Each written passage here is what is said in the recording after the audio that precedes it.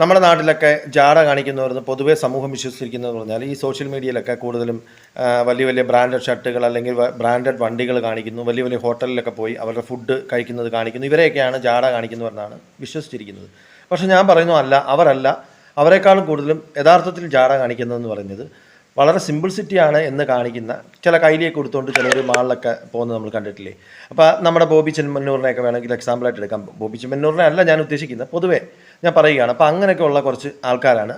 ഇവരാണ് ശരിക്കും ഇവരൊക്കെയാണ് ശ്രദ്ധിച്ചു കഴിഞ്ഞാൽ മനസ്സിലാവും, ഇംഗ്ലീഷ് പുസ്തകങ്ങളൊക്കെ സാഹിത്യങ്ങളൊക്കെ വായിക്കുന്നതായിട്ടുള്ള പ്രൊഫൈലൊക്കെ ആയിരിക്കും ഇവരിടുന്നത്. ശരിക്കും ഇവരാണ് യഥാർത്ഥത്തിൽ ജാട കാണിക്കുന്നത്, അല്ലാതെ മറ്റവരല്ല. മറ്റവർ ജാട കാണിക്കുന്നില്ല എന്നല്ല പറഞ്ഞത്. അവർ കുറച്ച് എൻ്റർടൈൻമെൻറ്റും അല്ലെങ്കിൽ കുറച്ച് മണ്ടന്മാരും കുറച്ച് പൊങ്ങച്ചക്കാരും ഒക്കെ ആണെന്നേ ഉള്ളൂ. പക്ഷേ ഒറിജിനൽ ജാടക്കാർ ആരാണെന്ന് ചോദിച്ചു കഴിഞ്ഞാൽ ഈ സിമ്പിൾസിറ്റി എന്ന് പറഞ്ഞ് നടക്കുന്ന ആൾക്കാരാണെന്നാണ് എൻ്റെ ഒരു അഭിപ്രായം. ഓക്കെ, എൻ്റെ മാത്രമായിട്ടുള്ള അഭിപ്രായമാണ് കേട്ടോ. ഓക്കെ.